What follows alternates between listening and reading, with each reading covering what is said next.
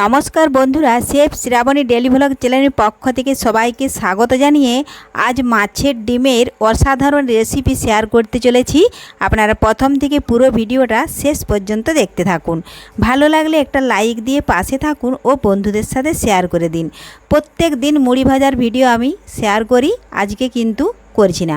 তো দেখুন বন্ধুরা, প্রথমেই মাছের ডিম ভালোভাবে ধুয়ে পরিষ্কার করে নিয়েছি আর লবণ হলুদ মাখিয়ে নিয়েছি। এখন দেখুন রসুন বাটা আর কিছুটা জিরে বাটা দিয়ে দিচ্ছি, তাহলে মাছের ডিমের যে একটা আষ্টে গন্ধ ছাড়ে সেটা কিন্তু আর গন্ধ করবে না। তার আগে যদি কোনো বন্ধু আমার চ্যানেলে নতুন হয়ে থাকেন, চ্যানেলটি সাবস্ক্রাইব করে বেল আইকন হলে সেট করে দিন সবার প্রথমে এই মজার মজার ভিডিও পেতে। তো দেখুন বন্ধুরা, আমি সমস্ত জিরে বাটাটা হাত দিয়ে কুড়িয়ে নিয়েছি। আর এখন দেখুন আমি একটা চামচের সাহায্যে মিশিয়ে নেব। একটু সামান্য পরিমাণে লঙ্কার গুঁড়ো দিয়ে দেব। আপনারা যদি লঙ্কা বেটেও দেন তো দিতে পারেন। এই দেখুন একটু সামান্য পরিমাণে লঙ্কার গুঁড়ো দেব। খুবই সহজ একটা রেসিপি, আর এই পদ্ধতিতে যদি মাছের ডিম রান্না করেন সবাই কিন্তু আঙুল চেটে খেয়ে নেবে। তবে মাছের ডিমটা হতে হবে একদম রুই মৃগেল কাতলা মাছের, তা না হলে কিন্তু অতটা ভালো হয় না। যেমন সাইপিনাস মাছ যদি হয়, সে মাছের ডিম কিন্তু অতিরিক্ত গ্যাস ছাড়ে, সেটা কিন্তু অনেকেই খেতে চায় না। আর আমি এখানে মাছের ডিমটা নিয়েছি, এই দেখুন রুই মাছের। তো ভালোভাবে চামচ দিয়ে এইভাবে মিশিয়ে নিলাম রসুন বাটা, জিরে বাটা ও লঙ্কা গুঁড়ো। এই দেখুন এখানে ঝিঙে আর আলু কেটে রেখেছি, কেটে ভালোভাবে ধুয়ে তুলে নিয়েছি। এখন আমি এই মাছের ডিম দিয়ে দিচ্ছি কড়ার মধ্যে। আগে থেকেই দেখুন কড়াইয়ে আমি তেল দিয়েছিলাম, সরষের তেল, ভালোভাবে গরম হয়ে গেছে। আর রান্নাটি করছি আমি সম্পূর্ণ মাটির উনুনে, কাঠের আঁচে। দেখুন আমি একসাথেই সবটা দিয়ে দিলাম। আপনারা পারলে ছোট ছোট বড়ার আকারেও দিতে পারেন, তো তাতে কিন্তু সময়টা অনেক লেগে যেতে পারে। এজন্য আমি দেখুন একসাথেই দিয়ে দিয়েছি সমস্ত মাছের ডিমটা। বাটির সাইডে যেটুকু লেগে আছে সেটাও কিন্তু চামচ দিয়ে দেখুন এইভাবে দিয়ে খুরপিটা দিয়ে একটু পাতলা পাতলা করে নিচ্ছি, তা না হলে মাছটাতে কিন্তু অনেকটাই পুরো হয়ে যাবে। এই দেখুন এইভাবে দিয়ে দিলাম। যখনই কিছুটা হয়ে আসবে তখনই কিন্তু আমি উল্টে নেব, আরেক পাশ একটু শক্ত হতে দেব উল্টে নিয়ে। তো এই দেখুন ভেঙে গেল একটু, তো ভেঙে গেলেও কিছু হবে না, কারণ আমি দুপাশটাই যখন একটু ভাজা হয়ে যাবে তখন কিন্তু আমি খুরপি দিয়ে কেটে কেটে ছোট ছোট করে নেব। আপনারা পারলে পিস পিসে করে নিতে পারেন, তো আমি এখানে ঝুরো করব। এই দেখুন প্রথমে যদি এটা ঝুরো করে নিতাম তাহলে খুরপির গায়ে কিন্তু অনেকটাই লেগে যেত। এজন্যই আমি কিছুটা দুপাশে ভেজে নিয়ে তারপরে খুরপি দিয়ে দেখুন কেটে নিচ্ছি এইভাবে।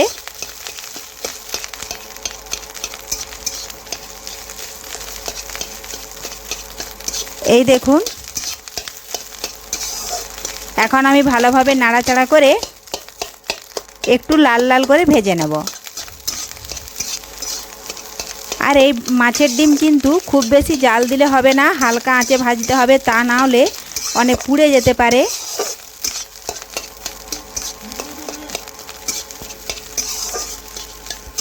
তো দেখুন বন্ধুরা, বেশ কিছুক্ষণ সময় নিয়ে কিন্তু আমি একদম ঝুরো করে মাছের ডিমটা ভেজে নিয়েছি আর একটু লাল লাল করে নিচ্ছি। এই দেখুন লাল লাল হয়ে গেছে। এখন এটা আমি একটা অন্য বাটিতে তুলে নিচ্ছি।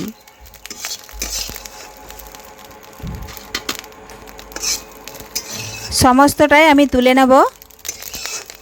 এটা তুলে নিয়ে দেখুন আমি কড়াইয়ের মধ্যে আবারও পরিমাণ মতো এখন সাদা তেল দিয়ে দিচ্ছি, আর সাদা তেল ভালোভাবে একটু গরম করে নেব। গরম হয়ে গেলে দেখুন আমি দিয়ে দিলাম 5 ফোড়ন গোটা জিরে, একটু ভেজে নিচ্ছি। দিলাম একটা ছোট্ট তেজপাতা,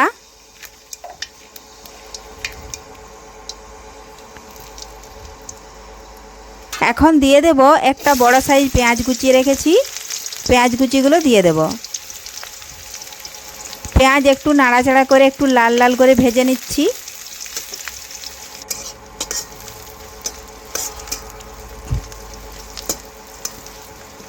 এই দেখুন এইভাবে নাড়াচাড়া করে লাল লাল করে ভেজে নিচ্ছি।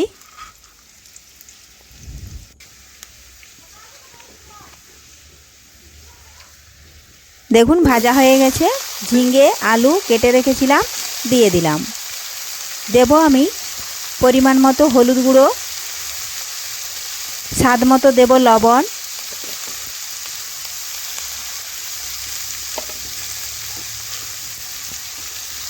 এরপর দেব লঙ্কা গুঁড়ো,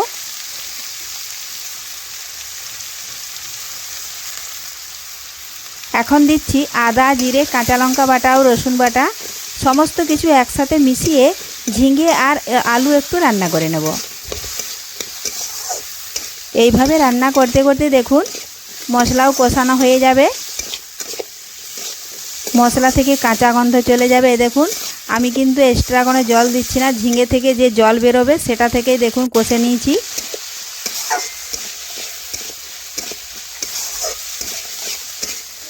এইভাবে বেশ কিছুক্ষণ কষে নেওয়ার পর আমি কিন্তু পরিমাণ মতো জল দিয়ে দিলাম। আলুগুলো ছোট ছোট কেটেছি, এজন্য আমি কম পরিমাণে জল দিলাম। যদি আলুর সাইজটা আপনারা একটু বড় দিয়ে থাকেন তাহলে জলটা কিন্তু একটু বেশি করে দিতে হবে। এখন আমি বেশ কিছুক্ষণের জন্য একটু ঢাকা দিয়ে রেখে দেব, তাহলে আলু ঝিঙে ভালোভাবে সেদ্ধ হয়ে যাবে। তো দেখুন বন্ধুরা ঢাকা তুলে নিয়েছি, আলু আর ঝিঙে ভালোভাবে সেদ্ধ হয়ে গেছে, কিন্তু জলটা শুকিয়ে গেছে। এজন্য আমি আবারও একটু জল দিয়ে দেব। তার আগে মাছের ডিমগুলো দেখুন আমি দিয়ে দিলাম, আর মাছের ডিম দিয়ে দেখুন এইভাবে নাড়াচাড়া করে মিশিয়ে নিচ্ছি। এই দেখুন অনেকটাই শুকিয়ে গেছে, একটু সামান্য পরিমাণে জল দিয়ে আর নাড়াচাড়া করে একটু ফুটিয়ে নিলেই তৈরি হয়ে গেল ঝিঙে আলু দিয়ে মাছের ডিমের এক অসাধারণ রেসিপি। তো রেসিপিটি ভালো লাগলে লাইক শেয়ার কমেন্ট করতে অবশ্যই ভুলবেন না বন্ধুরা। ধন্যবাদ। ফিরে আসছি আবারও নতুন কোনো রেসিপি নিয়ে।